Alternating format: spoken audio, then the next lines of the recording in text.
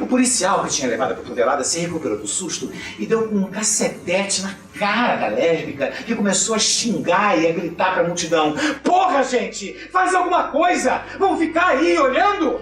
Eu sou o Leonardo Neto, sou ator, diretor, dramaturgo e trabalho com teatro há 30 anos. O que me motivou a fazer esse espetáculo foi perceber o retrocesso que a gente começou a viver de 2018 para cá e mais recentemente depois das eleições, né?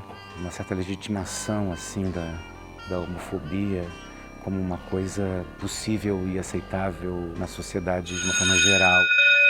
Bullying é uma palavra criada a partir do gerúndio do verbo to bully, que significa tiranizar, oprimir, ameaçar ou amedrontar, para descrever atos de violência física intencionais e repetidos. Entendendo que a gente estava falando ali não só sobre a homofobia, mas também que a gente estava falando de toda a intolerância. A peça são 3 solos, são 3 partes diferentes, cada uma enfocando a homofobia numa determinada instância da sociedade moderna. A primeira na escola, falando de bullying homofóbico. Acossamento, ameaça, assédio e intimidação.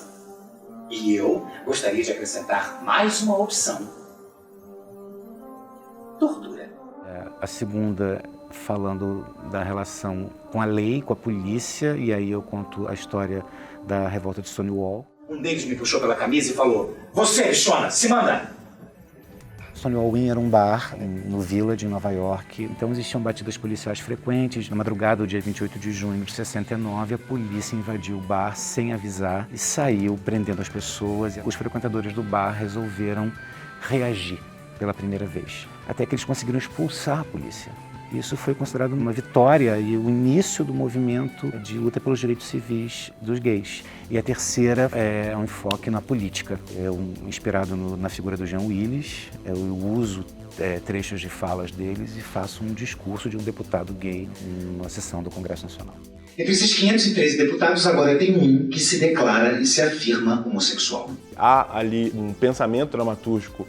Apesar de os discursos serem discursos verdadeiros, são discursos que foram proferidos pelo Jean Willis enquanto ele foi deputado federal, nos 2 mandatos. Essa colagem, essa dramaturgia do Léo foi feita antes, inclusive, do Jean abandonar o mandato e se autoexilar por conta de toda a perseguição que estava acontecendo nesse momento. Sempre defendendo e atento a tudo que se tentava fazer contra a comunidade LGBT. Eu acho que os discursos só puderam ser transformados nessa peça porque eles já tinham algo de universal. E então, quando eu vi a peça, eu falei, uau, que incrível, porque ele é um processo circular. Ele se identificou com o meu discurso como representante político, ele se apropriou desse discurso para falar dele mesmo, e a história que ele conta é também a minha história, ainda que não seja a minha história. A gente tem as cenas em que a palavra é objeto e ela está ali exposta. E a gente tem no final também uma colagem de cenas que são muito vinculadas ao real. A gente entende também que isso tem a ver com o momento em que a gente está falando, com a radicalidade desse momento. E o Leonardo Neto é um ator incrível, ele é um ator fenomenal, né?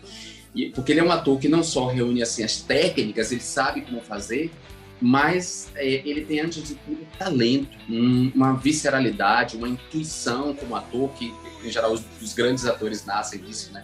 Nesse momento, por exemplo, daqui da tribuna eu posso ver vários deputados com expressão de deboche enquanto eu falo. Desde que eu assumi o meu mandato, eu sou difamado nas redes sociais e sou vítima de assédio moral e bullying homofóbico dentro da Câmara. Esse projeto, especificamente, é de uma necessidade vital, né? É o teatro respondendo à sua função primordial, que é dialogar com o mundo. E eu sei que quando eu falo com as pessoas, a maneira como elas saem daqui é diferente da maneira como elas entraram. E isso não tem preço, é para isso que a gente faz teatro.